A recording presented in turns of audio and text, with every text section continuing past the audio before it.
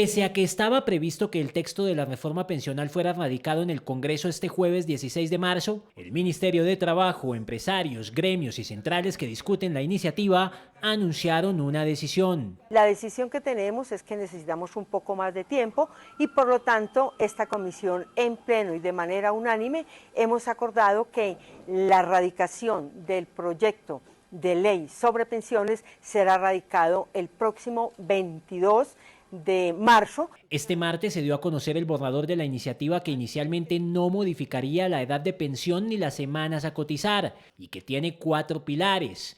El primero es el solidario, que sería para todas las personas mayores de 65 años, que son 2.5 millones, quienes recibirían una renta de 233.000 pesos mensuales, por encima de la línea de la pobreza, pero menos de los 500.000 que había propuesto inicialmente el presidente Petro. El segundo es el semicontributivo, en el que se entregará una renta a aquellas personas que no se pudieron pensionar, pero que tienen semanas en colpensiones o ahorros en su cuenta individual de las AFP. El tercero es el contributivo, el cual establece que todas las personas que ganen hasta 3 salarios mínimos deben cotizar en Colpensiones, mientras que las administradoras de fondos de pensiones recibirán las cotizaciones que excedan ese monto. Mientras que el cuarto pilar es el ahorro individual voluntario, para aquellos que con mayor capacidad adquisitiva ahorren con este mecanismo para obtener una mejor pensión.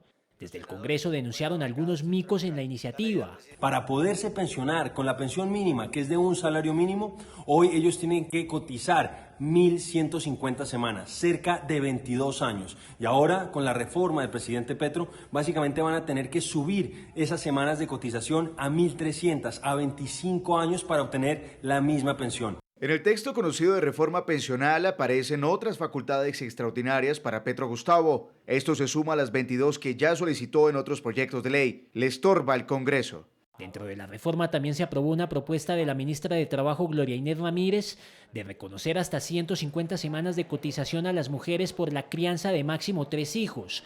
Habrá un régimen de transición para las personas que tengan más de 1.000 semanas cotizadas.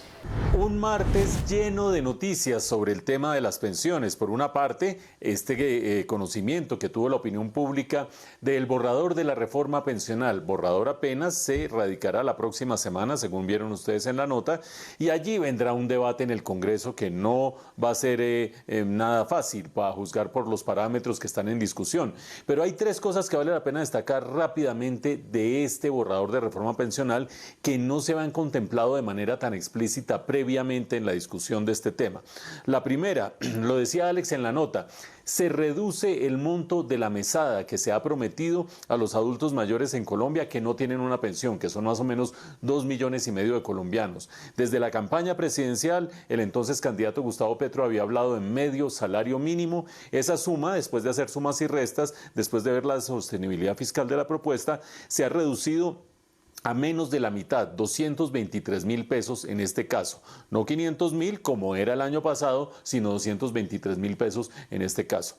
Segundo gran elemento a tener en cuenta, el que ese umbral debajo del cual los recursos de las contribuciones que hagan las distintas personas, las cotizaciones, se van para Colpensiones y por encima del cual se pueden ir a los fondos privados de pensiones, también se redujo. En la propuesta de campaña y después en las distintas discusiones que se habían venido dando, se decía que de 4 salarios mínimos hacia abajo, cuando la gente gane por debajo de esos 4 salarios mínimos, llevaría sus recursos, sus contribuciones a Colpensiones, y quien tenga un excedente por encima de esos 4 salarios mínimos en términos de ingreso, pues cotizaría por encima de ello a los fondos privados de pensiones. Ese umbral se redujo de 4 salarios mínimos a 3 salarios mínimos. Es una inmensa diferencia.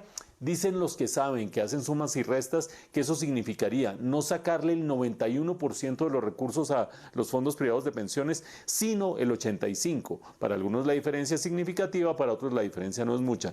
Pero quizás lo más importante del borrador que hemos conocido hoy ya la formalización de la propuesta del Ministerio de Hacienda de que en Colpensiones, con esos recursos que se vayan de los fondos privados de pensiones, pues no que se vayan porque ya hay unos derechos adquiridos, sino que se empiecen a desviar de los fondos privados de pensiones al Colpensiones, se constituya un fondo de ahorro, es decir, un fondo del cual no se van a sacar de la noche a la mañana recursos para financiar, qué sé yo, que el tren entre Buenaventura y el Chocó, como se ha llegado a decir por allí. No, son recursos de ahorro. Seguramente de allí se seguirán financiando la compra de test de títulos del gobierno para evitar grandes desequilibrios macroeconómicos, como se ha venido haciendo hasta el momento con fondos de los fondos privados de pensiones, pero también con seguridad habrá allí una tendencia hacia el mayor equilibrio macroeconómico. Y un último dato, creo que es totalmente elocuente el punto de vista de nuestros expertos, los que hemos consultado en estas notas, para mostrar que es bastante insólito, por no decir que absurdo, que el presidente de la República le pida a los fondos privados de pensiones que se traigan la plata que tienen en el exterior ahora que hay unas quiebras de unos bancos. Ni normativa, ni conceptual, ni desde el punto de vista económico tiene sentido esa propuesta.